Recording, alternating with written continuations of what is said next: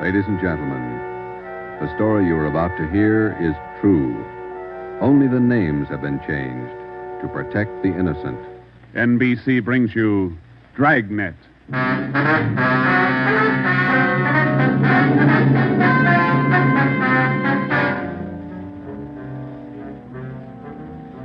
You're a detective sergeant. You're assigned to homicide detail. A gang of quick-trigger gunmen have moved in on your city. They've given public notice that they'll kill the first cop who tries to take them. You know the risks. Your job, apprehend the suspects.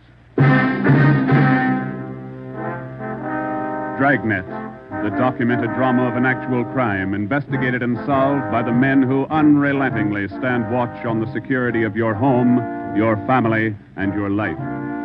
For the next 30 minutes, in cooperation with the Los Angeles Police Department, you will travel step by step on the side of the law through an actual case, from beginning to end, from crime to punishment. Dragnet is the story of your police force in action.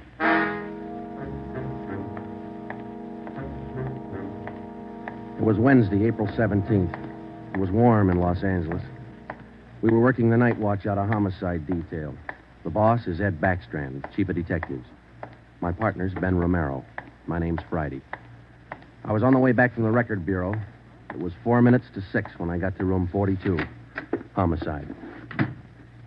Hey, Ben, I pulled a package on the Raymond killing. And that proves you can still read, Friday. He said it, Joe. Your pal, Fred Lindsay. Hiya, Fred. What's doing? Busier than you are.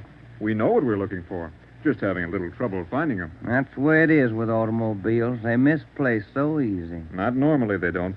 We've got a small-size epidemic on our hands. Well, don't let us keep you, Fred. Just ducked in here for a breath of calm air and to invite you to dinner for the last time. The wife and I are still waiting for the first time. How about it, Joe? Ruth's got a new pressure cooker. Your sister-in-law visiting you again, huh? No, on the level. Not selling a thing. Come on. Who is it this time? My cousin. But she's awfully pretty, Joe. Oh, why do you guys insist on trying to marry me off? Me and Fred went down fighting, but it kind of grows on you after a while. Now, tell me, what is it about a married man? Just can't stand to see one single man left in the world. How about it, Joe? Tomorrow night at 7, okay? Okay, tell Ruth I'll be there. It figures that he's got to run out of kinfolks pretty soon. Fine, we'll be expecting you. Got a stakeout tonight, but tomorrow I'll be clear. Anything big? Nothing definite, Ben. Just to follow up on those stolen cars.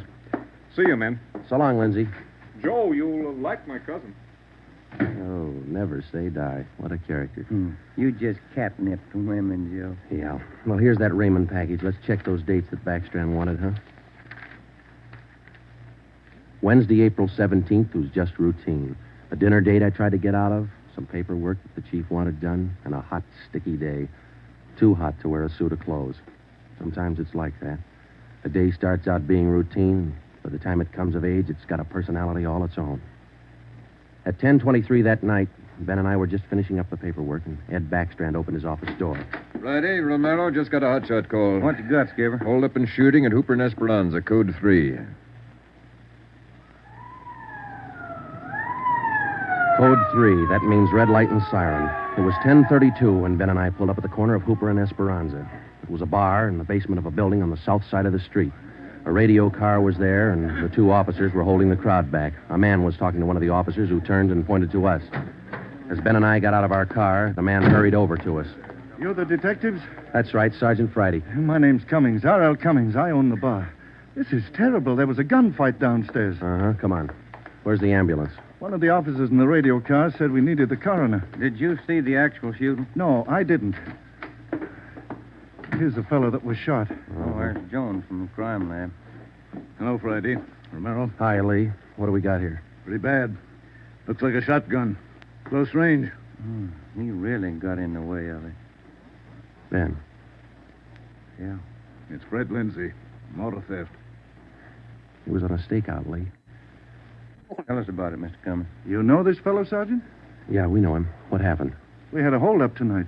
3 men. Yes, go on. Well, business was good, real good. We had a large crowd, and I was happy about that because I've been trying to sell out for a long time now. I've been showing the place to different parties all week long. I had a fella coming over tonight to take a look at it. What time was that? Oh, a little less than an hour ago, about 9:30. I see. Go ahead. It was almost time for this man to show up, so I called Eddie, that's my bartender, and I told him to kind of keep a lookout for the man because I was going back to the office to get the books ready to show. You know how it is when you want to sell a business.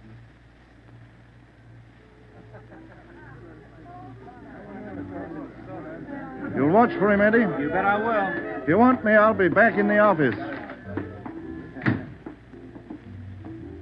Keep your mouth shut and stand still. Huh? You own this bar, don't you? Well, yes. What is this? You're the boy we want to see. Which one of you? All three of us. What's going on? What's it look like, genius? Just a stick-up. I haven't any money. You go to the bank on Thursdays, don't you? Well, I made my deposit today instead. I've been watching you for a month now. Don't give us that. You go to the bank on Thursdays. Now, come on, hand it over. I'm telling you the truth. I usually go on Thursdays, but I went today instead. You're lying, Ace, and we ain't got much time. Look, you can have all the money I've got on me. I think it's about 200. But that's all I have. Here. Why argue with him? Take what he's got and we'll shake the customers down. No, please don't do that. You got my money. Isn't that enough? No, it ain't. Come on, let's go out front.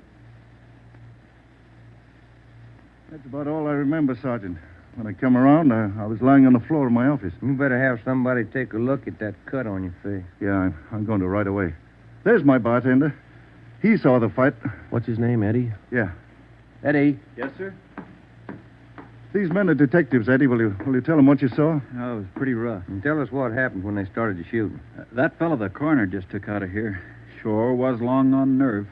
Took on all three of them single-handed. Uh-huh. Tell us what you saw. You ought to get that fellow's name. Sure had a lot of nerve. Took over just like he was a cop. He was a cop. Now, what did you see? I pegged him for a cop. Well, he was sitting up at the bar. Been nursing a bottle of beer for about an hour. I was keeping an eye on the front door, watching for this fellow the boss wanted to see. So I didn't see the three hold-up men come through from the back. But I heard them. All right, let's knock it off. You can all see this shotgun. Anybody make a move and I'll blow your head off. Demas, cover the front door. Got it. Sickle, shake him down. Okay, gents. You guys in the band, keep that music going. The rest of you people turn around and face the bar. Put your hands on top of the bar and leave them there till we tell you to move. Come on, hurry up. Knock it off. Okay, Sickle. We'll take your money, your watches, anything else you got. Now, don't try to be cute and hold out. All right, you, take off the watch. I'll get your billfold. You, lady, let's have the ring. This Come man on, they take call the Sickle watch. went right down the line, took everything he could lay his hands on. This cop, your friend, was facing me at the far end of the bar. He was standing there just like the others. He kind of leaned toward me a little. Can you see the guy with the shotgun? Yeah, Where is he? center of the room. The other guy still at the door? Yeah, Got his gun out? holding it in his right hand. How far down the line is the other guy? About 10 people away. Hey, you two down at the end there. Knock it off. Hurry up, Sickle. Doing the best I can. Come on, let's have the purse, lady. You, next to the lady here, get the watch off. I'll take this wallet over. How far away now? He's getting closer. But we better shut up like he says. I'm going to take the one with the shotgun first. He'll blow you to pieces. I got a gun. How far away is that guy now? I thought Jans told you two to shut up. All right, Sickle, try to move and I'll break your back. Let me go. Go ahead and shoot, Jans. Stay away from him, Sickle. All you people at the bar, down on the floor. Okay, you with that shotgun, drop it. Demas, can you get a shot at him? Not without hitting Sickle. Come on, you, I'm waiting. You got us all wrong, boy. We like Sickle, but not that much. The cop was holding Sickle as a shield. When the big guy let go of the shotgun, both the cop and Sickle ducked. The cop didn't get hit. But this man Sickle fell over on his face, grabbed at his arm. The man with the shotgun went down on one knee, holding his stomach. The man at the door took a shot at the cop, but he missed. Then the cop fired 3 shots at the man by the door. Looked like the first 2 missed, but the last one caught the man in the leg and he went down. Well, by this time, the big guy with the shotgun had recovered enough to hold his weapon again. I tried to warn the cop. Look out! The guy with the shotgun! I see him. The cop pointed his gun and pulled the trigger, but he was out of shells. Boy, Sergeant, my stomach knotted up when I heard that hammer fall against those empty chambers. The cop threw his gun at the guy with the shotgun and then ran right at him. You know, it was just as if that cop was trying to run right down the barrel of that shotgun. I glanced at the cop on the floor, and then I tried to follow the 3 of them as they made their way out of the bar. They jumped into a car out front and drove off. As I kid, I used to watch Bill Hart take on a whole gang in the movies, but this way, right in front of my eyes, Sergeant, he was an awful brave guy. Did you get the license number of their car? No, I didn't. I couldn't see very well. You got a pretty good look at all three of the men, though, didn't you? I believe I'd recognize any of them. Thanks, Eddie. What's your last name? Bowers. Eddie Bowers. Got that, Ben? Yeah. You'll be hearing from us, Eddie. We may want you to look at some pictures for us. Glad to help any way I can, Sergeant. I hope you get the men that shot this cop. You're sure going to try, aren't you? Yeah, Eddie. We're sure going to try. The next step was for Ben and I to make a complete report to Chief Ed Backstrand. They got Lindsay, huh? That Fred Lindsay an auto theft? Yeah, that's right. Good cut.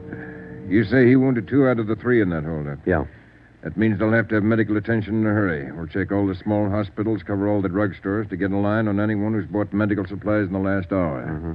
As soon as medical detail notifies Miss Lindsay, I'd like to go over and see her. Smith from the medical detail's out there now. By the time you get back, we may have a flash in the drugstores or hospitals. We'll be back in 30 minutes. Call in when you get out there. Right, Ed. You might carry this with you. Yeah? I'm sick.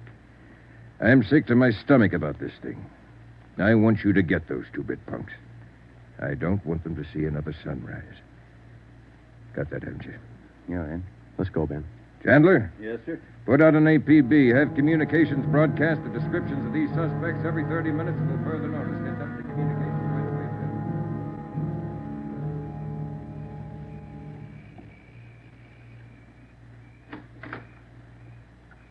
Hello, Joe. Come in. Thanks, Ruth. Sit down. Ruth, you know how we all feel. It's all right, Joe. You're married to a cop. I guess you're meant to expect things like this. He'd like that. Fred and I used to discuss the possibility of this. Used to worry about him. I used to worry a lot, Joe. And all those nights when he was away and the days, I used to worry. Now I know he's safe. Anything you want or you need? Thanks, no, Joe. Anything at all that I can do?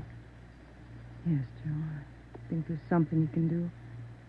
You and Ben are assigned to this case, aren't you? That's right. Then be careful. Just thinking that you and Ben will have to face those killers. Ben's wife. Be careful, Joe. Yeah, Ruth, we will. Oh, sure. I want to see you get the men that did this to Fred. More than anything, I want that. No more heartaches. Yeah. Thanks for coming by, Joe.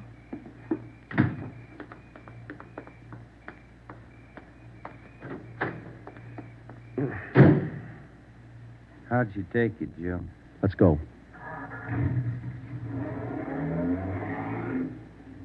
Joe, how'd you take it? You're married, Ben. You figure it. It was 11:30 when we got back to Central Division. As we walked into the squad room, Backstrand was waiting for us. Friday, we just got our first lead. We've located a druggist who said he sold some medical supplies to a man about 45 minutes ago. There's the address. Pretty close to the scene of the shooting. Hop out and see him right away. The Rex Pharmacy was exactly 14 blocks from the Red Feather Bar where the shooting took place. Rex Pharmacy was like your corner drugstore, complete with apothecary jars and shower curtains. The druggist was the same little man who's been prescribing sulfur and molasses since you were a kid in school. I'm just about ready to close. What can I do for you, gentlemen? We're from the police department. I've been halfway expecting you fellows. We got a report that you sold some medical supplies to a man about an hour ago. Yes, sir, that's right. Yes, like I was telling those other officers that were here a while ago. There was something funny about that little fellow. How you mean? Well, for one thing, he came in here sweating quite a bit. Of course, it's a warm night, but he seemed terribly nervous. Anybody with him? No, he was all by himself. What did he buy? Well, it wasn't so much what he bought, but how much. What do you mean? You know how most people buy iodine, a little 10-cent bottle. He bought a couple of pints. Then there was all that gauze and adhesive tape. Bought enough to repair a small army. Cotton, box of swabs. Then he asked me something that made me wonder. What was that? Asked me if I had something to probe with. That's just the way he said it. Something to probe with. I asked him, what do you want to probe for? What'd he say? Said a splinter. I told him a sewing needle would do the trick. He said, forget it, and then he paid me and walked out. Uh-huh. Could you describe the man? He was a small man, dark. Like I said, awful nervous. You think you could identify him? Oh, sure I could. If I ever saw him again. Well, did he leave on foot or was there a car outside? Left in a cab, parked right out in front. Couldn't miss it. Did you happen to take down the license number? Well, no, I didn't. But I did jot down the taxicab number. Would that help? Taking down cab numbers isn't exactly in a druggist's line, but because he had the presence of mind to do that one small thing, we accomplished in 10 minutes what could have well taken as many weeks. Maybe with this small wedge, we could do what Backstrand wanted us to do, get the killers before another sunrise. Well, it was close to midnight when we stepped into the drugstore phone booth. I called the cab company, got the night supervisor. I gave him the number of the cab, and he checked his location chart.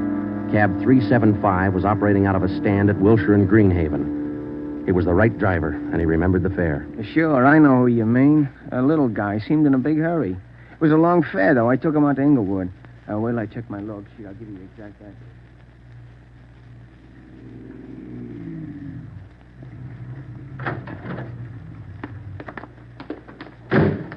Here it is, Joe. 1523 Imperial. It's the rooming house. Yeah, come on. We'll check with the landlady. Kind of late, Joe. Yeah, let's stand away from the door, huh? Might not be the landlady who answers. Yes, what do you want? Police department. Oh, well, just a minute. Let me see your badge. There you are, ma'am. I'm Sergeant Friday. This is Romero. Homicide. All right. Now, what do you want? I run a good, clean rooming house It's here. not the house, lady. It's one of your tenants. Which one? That's what we want you to help us on. Look, do you men know what time it is? Come back here in the morning. Sorry, this can't wait till morning. Well, I'm not going to invite you in. We'll talk right here on the porch and keep your voices down. My tenants work during the day. Whatever you say, ma'am. Now, what is it you want to know? We're looking for a small, dark man. Well, I got 3 here. Could fit that description. No, he came in late tonight, about 45 minutes ago. I wouldn't know about that. I don't spy on my people. This is very important. You'll have to keep your voices down. Sorry. He's dark and he's small. Oh, I didn't just say he was dark. You must mean Mr. Tyndall. What's he done? What's his room number? He's in room 10, but I can't allow you to tramp up and down the stairs at this hour. You'll wake all my roomers. We'll be as quiet as he wants us to be. Now, what do you mean by that? Is there going to be trouble? I don't know, lady. Where do we find number 10? The end of the hall, last room on the right, and keep your voices down. If you'll just wait in your room, lady, we'll call you if we want you. Okay, here we are. If I keep the door clear, Ben, we might have trouble. Think they all in there? We'll know in a minute.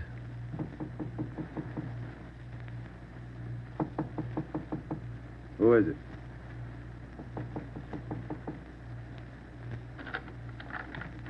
What do you want? Police department. I'll try this closet, Joe. What do you want with me? What are you looking for? Closet's empty. What'd you say your name was? Tyndall, Bob Tyndall. New name, but same face, huh, Joe? Yeah, how long you been out of jail, Tenny? My name ain't Tenney, it's Tyndall. Your name's not Tyndall, it's Sam Tenney. We sent you up on a robbery charge 4 years ago. Now, isn't that right, Tenny? No, it's not right. You got the wrong man. I never been in jail. Yes, you have, because we sent you there. Now, come on. Who'd you buy the medical supplies for? I don't know what you're talking about. Look, Tenny, it's a hot night and it's late, so let's cut out the smart talk, huh? Who'd you buy those medical supplies for? Tenny, look, you're a 2-time loser right now. Who are you shielding? You got nothing on me? I ain't done a thing. We can prove that you bought those supplies tonight, and it can go kind of hard on you. So let's open up. I haven't been out of this room all night long. We got a druggist and a cab driver who will make a liar out of you. I still don't know a thing. That cab driver hauled you home here 45 minutes ago. Where were you? I was out on a date. Is that who you bought the medicine for? Ben, call the druggist and get that cab driver. We'll take Tenny downtown. All right, all right. All I did was buy the bandages and stuff. I got nothing else to do with this. Who'd you buy the stuff for? Now, you know everything else. You figure it. Oh, now, look, punk. We know there were 3 of them. One of them killed a cop. We're going to get to him, and Tenny, you're not going to stand in our way. They killed somebody. They didn't tell me that. Who didn't tell you? I don't want any part of murder. I'm going to tell you who it was, but I'm clean. I got nothing to do with it. I was trying to help him out of a jam. Who were you trying to help? It was Roy Bemis, Charlie Sickle, and Red Jans. They didn't tell me nothing about murder. Oh, why'd you help? They offered me a pretty good piece of change to run an errand for them. You know I got paid for. That's all I had to do with it. Where did you deliver those medical supplies? I have to tell you that. I'm afraid of Jans. He's awful free with that shotgun. We'll give you protection. Now, where are they? Can I go to jail till you get them? You'll get protection. Give us the address. It's an apartment house. Just around the corner from here. The Blue Eagle. We took Sam Tenney down to Central Division with us. On the way downtown, he told us that Red Jantz and the other two had their room at the Blue Eagle barricaded. Tenney said that they told him that they'd kill the first cop who tried to take them. Well, we knew they were wounded. He told us that Sickle had an arm wound, Bemis got it in the leg, and Jantz had a slug in his side. We figured they'd be weak from the loss of blood, and we could take them easy. You'll never take those guys easy. Sure, they lost a little blood, but they had enough fight left to stack that room. And they got enough left to kill you if you try to take them. On the way to headquarters, we stopped at an all-night drive-in and called Ed Backstrand. We told him we had a radio car watching the Blue Eagle. We gave him the whole story and told him we were on our way in. By the time we checked into homicide, Ed had the plan all mapped out.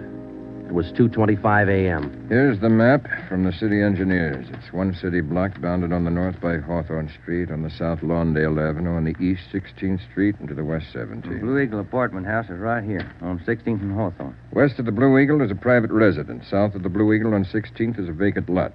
There are 12 apartments in the building. The men we want are on the second floor, number 11. And that apartment faces east on 16th. How do you want to handle it, Ed? Now, Baker and Moorheim will evacuate the private residence. Friday, you and Romero clean out the apartment building. Right, Skip. All traffic is being diverted. The entire block is completely isolated. We'll throw up a cordon. As soon as we clear the residence, nobody goes in, nobody goes out. Will you brief us again when we get there, Ed? I'll give you all the briefing you need right now. Get this. These guys have already killed a cop. I don't want to lose any more. You know they're heavily armed and they're desperate.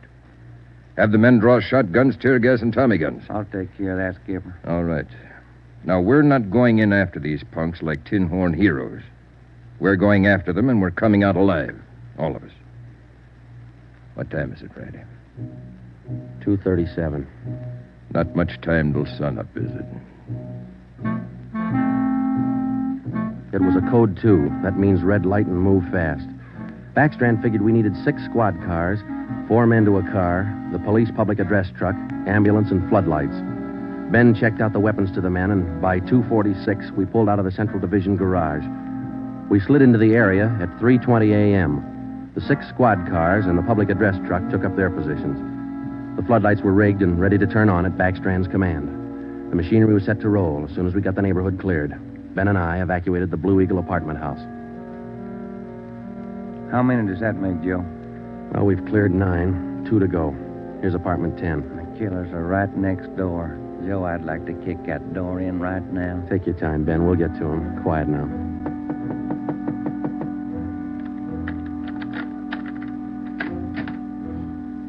Yeah, what is it? Police department. May we come in? Yeah, of course. What's the trouble? No trouble. We're evacuating the building. Now, we'll have to ask you to leave by the back door. We'll notify you when to return. Please leave quietly and lock your door. What's going on? No time to explain. Thank you very much for your cooperation. Okay, now, we'll skip 11 and go to 12. Yeah.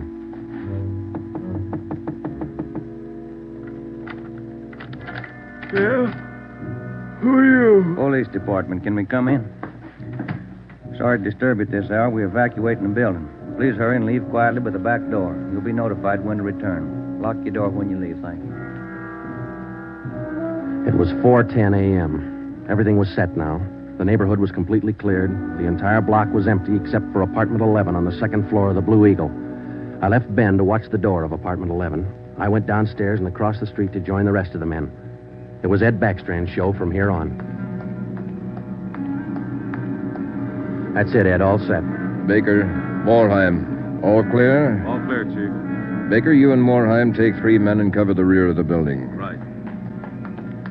Is that detail covered Hawthorne Street? They're all set, Ed. How about the vacant lot? Taken care of. The rest of you men? Yeah. Friday and I are going into the building. We'll try to get them to come out now. Johnson. Yes, sir? Come with us and keep us covered. Let's go.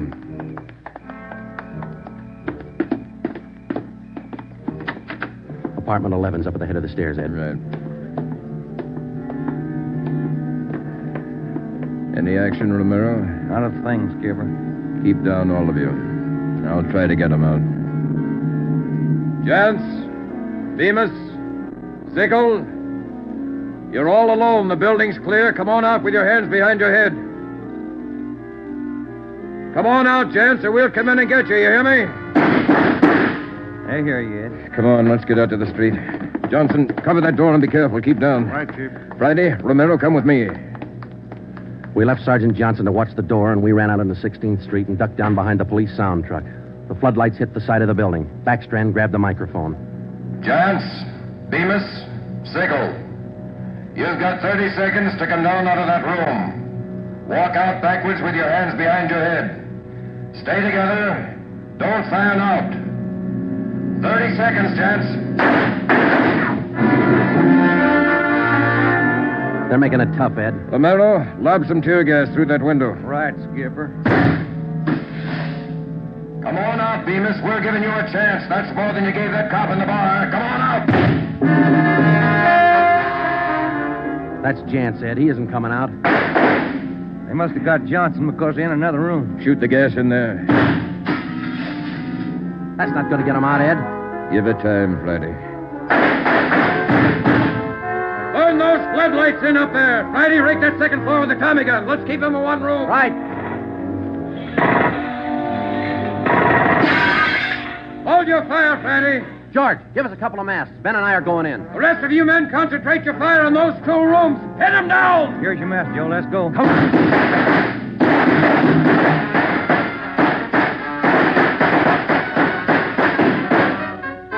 Put that mask on, Ben, and keep down. Yeah, wait a minute.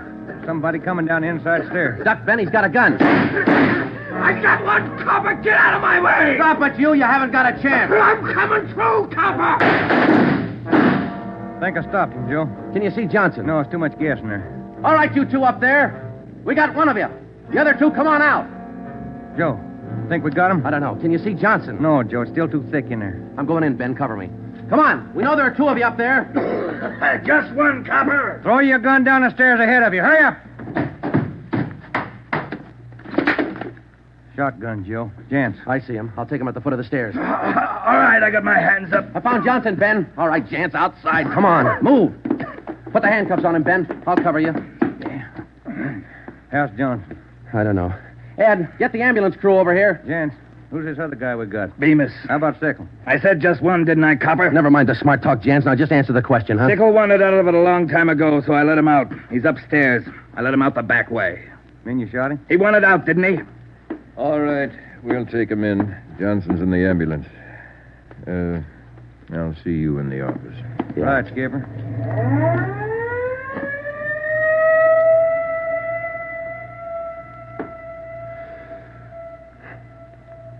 How about a smoke, huh? No. Yeah. Here you go. Backstrand said he didn't want those men to see another sunrise. Yeah. 5 minutes to 5, Joe. Sun ought to be up. Yeah. But look, Ben. It's cloudy. Guess we'll never know, huh?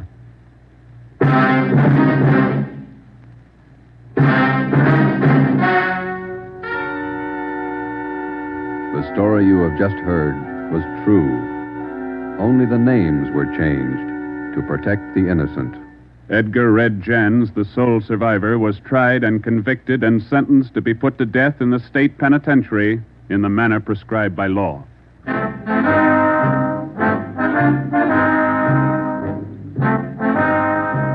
You have just heard the fourth in a new series of authentic cases from official files. Technical advice for Dragnet comes from the office of C.B. Horrell, Chief of Police, Los Angeles Police Department.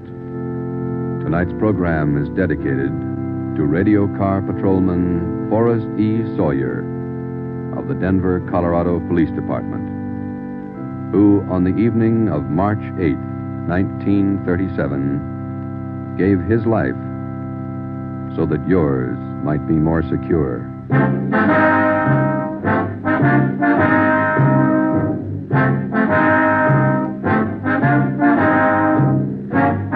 Dragnet came to you from Los Angeles.